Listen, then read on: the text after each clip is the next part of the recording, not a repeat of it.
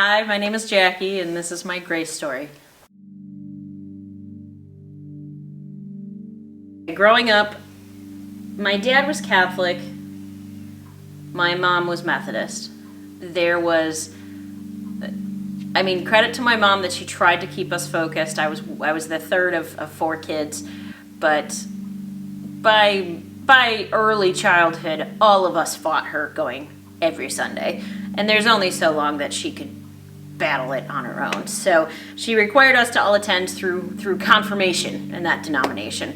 My mom's mom passed away young, my Nana. I was really close to her, and she died of brain cancer. So we watched her die over 6 months. And it was not long after that the following 5 to 7 years, if we went to church, it was for a funeral or something absolutely gut-wrenching and heart-wrenching. So church to me was pretty much every negative thing that you can imagine. By the time I'd gotten to high school, I had my interest here and there in Bible studies, but couldn't stand the idea of connecting with any of the people who had been associated with the Methodist Church at all. And God already had ways that he was reaching out to me. I just didn't know it until after the fact. My friend Marie, she's the one that invited me to her church and to a youth retreat. There were spiritual talks all weekend, and it was really by the end of that weekend that I accepted Christ. I fought tooth and nail every step of the way because I didn't want to believe that I was really in a lot of pain those years, and I didn't want to believe in a God that allowed all of those circumstances to happen. It didn't make sense to me. So I was very mad at him going into that kind of a retreat. I came home and it didn't go over extremely well. So very soon after that, my father, who was having his own struggles at the time, wasn't really happy that I had started associating myself with the Bible thumpers that are the crazy zealots and all the chaos that comes with it.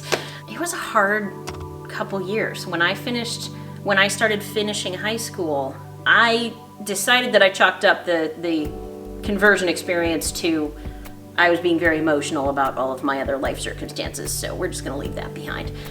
And I decided to go to a state school, and my freshman year,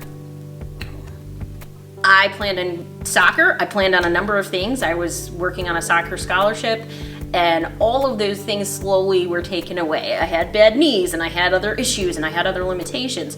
And all of the plans I had for what extracurriculars I would do to meet people at college whittled down to the Christian fellowship.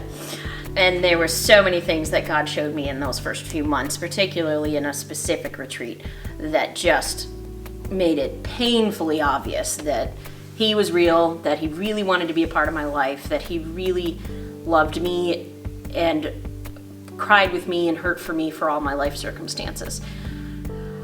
I grew up in Newfane, so it wasn't far from here.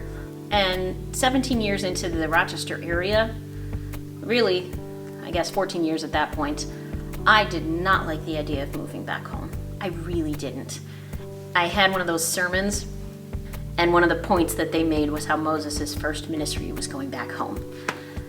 And I think it was intentional that was given to me 3 years before we moved, because it took me that long to be okay with it. I felt like it was the right thing at that point, and finally was yes, I do need to go home. I need to go home and minister to people. When we came in, one of my priorities was, what is our church home base going to be? After we were YMCA members, it was only then that on my way out the door I went, oh, hey, there's a Baptist church right here.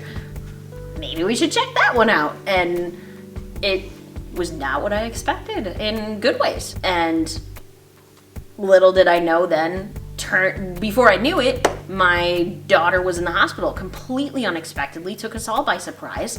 We did not expect to be there with her for a month. And this church that I had just started going to was already trying to serve us and was already reaching out. And Pastor Brian met us in Rochester when he was out there and met us at the hospital, and it was really touching. What baptism means to me is the next step in my faith that says I have accepted Jesus as my Savior, and it is time to... I've made it official in so many activities, but it is something God asks of us as a step of faith that can be more uncomfortable. It's easy to put off. And it's easy. My shirt today says, "Fear is a liar." That's intentional. Because it's easy to put off or be embarrassed or wonder if it's really that important. But God asks us to do it. It's a public proclamation that says I am a Christian. I have been for 22 years, and it's time.